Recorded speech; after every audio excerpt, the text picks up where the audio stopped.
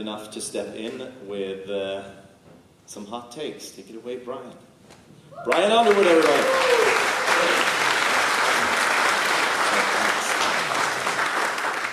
Cool. Thank you. Can you hear me? Okay. Great. So, hot take. I didn't actually know the precise definition of the word, so I'm just going to read a quickly produced, strongly worded, and often deliberately provocative or sensational opinion or reaction as in response to current news. But don't worry, I'm half Swedish now, so I can't be too controversial. I'll just say, jag hoppas att jag är precis lagom kontroversiell. And anybody who doesn't know what that means, you can ask me afterwards. All right, so it's going to be quick, like fast. So, but I'm going to need your help a little bit too. I would like you to let me know if you disagree with me. No time for questions, by the way, because it's going to be so quick. So I'm going to need to let you know if you disagree with me. I was going to have you raise your hands, but I was starting to realize I'm not going to be able to see you, and that's absolutely true. So I'd like you to grumble if you disagree with me. Can I get an example of your grumbling?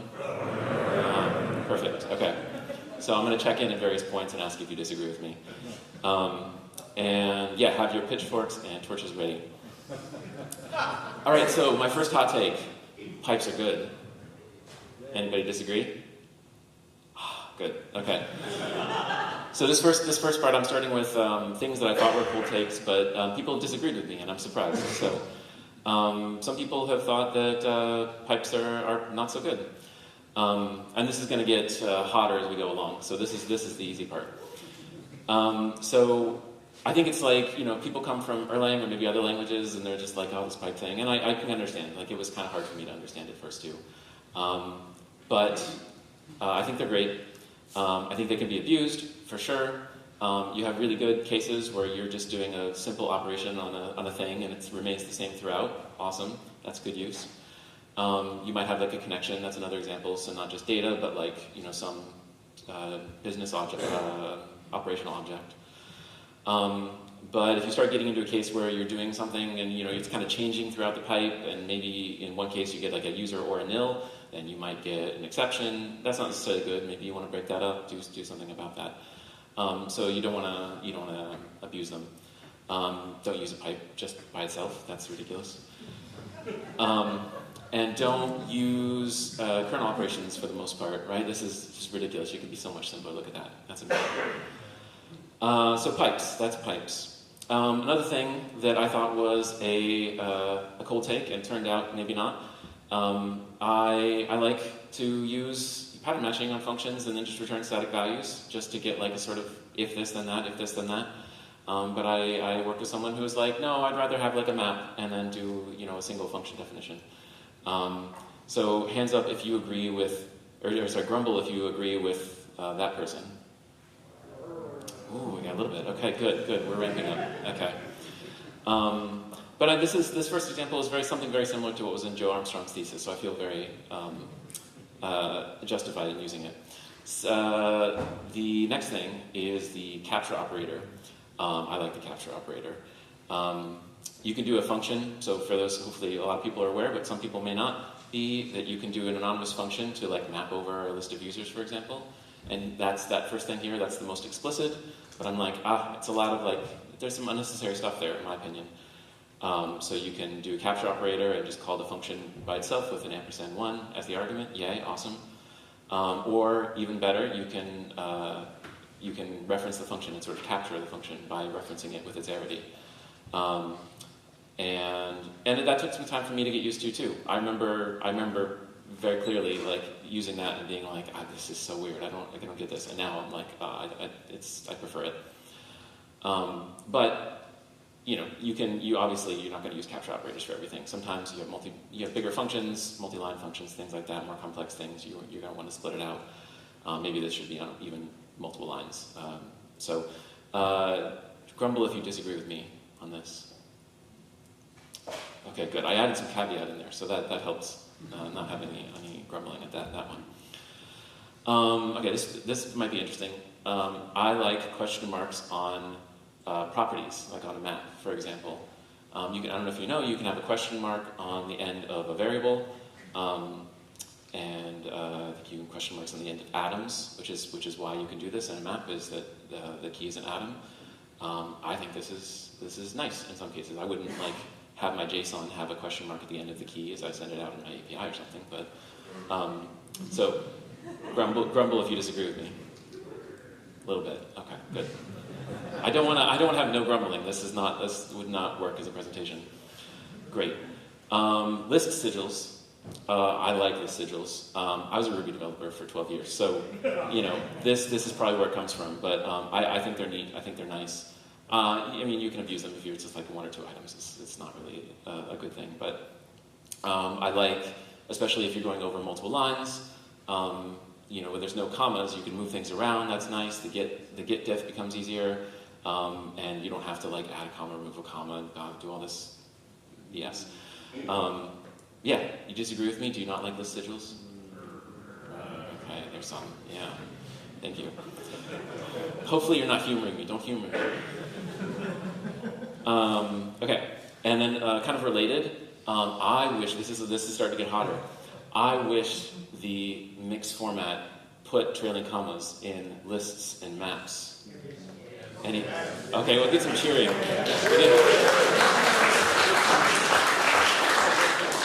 Any grumbles? No. Little bit, okay. Similar reasons, right? GIF diffs become a little bit nicer, but the big reason for me is just I don't have to, I'm switching those last 2 items, like add a comma, remove a comma, what, forget it. Yeah, so I like that, that's my opinion. You can fight me afterwards, by the way, and I need these. This is a new one that I was surprised by recently. Someone liked having explicit nils in an else when they have an if statement. Again, coming from Ruby, I think, having if return nil if the condition doesn't return true was very normal for me. Anybody going to grumble at me? No? Okay, cool. All right, so let's get to the hotter takes. This is the more fun part, probably. And I was brushing through those, and maybe I'll take a little bit more time on these. So this is one that I've thought about a decent amount, and I've used, and I've talked with people a lot. I like aliasing to my boundaries. So what does that mean? Like, if you one thing that seems super common in Elixir is you alias all the way to the module that you're referring to. So if you have myapp.post.post, you alias to post. And I think if you're not in the post context, let's say you're in the accounts context, that I think often it makes sense to alias to myapp.posts, which kind of requires you then to refer to post.post in the code. And here, it doesn't seem like such a big deal, right? Because it's like the alias is right next to the definition of the owns function there. Or as OptiGrim says, owns a, which is a fun way to say it with the question mark. But if you go further down into your code, right? If you're down 100 lines in your code and you're like, there's a post, like, okay, maybe you only have one post thing, but a lot of the time, it's nice to know, oh, that comes from over in the post context. So I like that. And I feel like, what's the point of aliasing all the way directly down to the module if that's all you're going to ever do? Like, Elixir gives us the ability to alias to different levels, and so we should take advantage of that. This is a sort of deeper example where basically, if you alias down to the depth limiter under myapp GraphQL middleware depth limiter, then it's not clear. Is the depth limiter underneath the schema or the posts module underneath myapp? It gets, especially as you get deeper and deeper, this starts to become a little bit more useful for kind of maintaining sanity. Here's just a quick diagram to show you what I mean. That we have these you have a common context and you go off in 2 different directions. And if you're in the resolvers? Yeah, if you're in the resolvers module, defining the resolvers module, and you want to refer to depth limiter, then what I would say is that that you alias to middleware, and then you refer middleware.depthLimiter. So, grumbles. A little bit. Okay, cool. I was trying to make a credo rule to enforce this, and I think it's good, maybe. Sometimes I run into problems, but I think it's a good pattern. I use it, and yeah. Someone has argued they wanted to be able to have, alias all the way down to the lowest level because they wanted to be able to grep for when modules are used. And I get that. I'm a big grepper, but I shouldn't, especially now that the new language server is coming out. I should be using the tools that I have available to me. So I suggest you do too. Right. Oh, right. This was an animation, so I have to go through. Great. Cool. Yeah, it's not a hard goal for me necessarily, but I like it. I think it's a good idea to think about. Here's another one. So I think reduce is worse than enum in many cases. And so what do I mean by that? I've seen some code bases, and usually when I see it in a code base, it's used a lot in that code base, and in other code bases, it's not a problem at all. People like reduce. It's like, oh, I know what reduce is. I know how to use reduce, and then they'll use it for everything. And so here, here we have an example of someone just doing a map, right, with a reduce. Like, what the heck? So just do a map, right, and with a capture operator, of course. Here's a reduce where you're counting up all of the instances where a particular thing matches the criteria. And the thing is, I'm starting to get like the matrix vision, right? I see reduces, and I'm like, that's a filter, that's a map, right? That's a woman in a red dress. And I think that there's cases where like you'll do a reduce, and you're doing two things at once. And there's maybe an argument to be made, like, okay, maybe it's going to be efficient, and you're not going to create another list, right? But like, you can do a filter in a map, and like, I think like the vast majority of cases, at least for me, maybe not for you, but for me, the vast majority of cases, this doesn't matter that you're doing multiple things, right? It's going to be more readable, it's going to be nicer to maintain, more composable, especially as you're getting more pipes. So any grumbles? Okay, I'm both like cheering for like not getting grumbles and cheering for and a little disappointed that I'm not getting grumbles. So apparently a lot of you agree with me. So you might want to check out my library called Credo Unnecessary Reduce. So yeah, Credo check. It looks for these cases, specific cases. There's about it has to parse the abstract syntax tree and all that. I think there's like 8 or 10 cases of reduce that it'll find where it'll tell you like, hey, maybe you want to use a map, maybe you want to use a filter. So that was pretty fun to make. Another hot take: preload higher up. What does that mean? Sometimes in code, again, this is me coming from. There's so much that's like based on your previous experience. Coming from Ruby. I remember, you use Active Record, the ORM library to access the database, and you'd have some code deep down in your code where you would be referring to an association, and because it wasn't preloaded, it would just go and preload it automatically.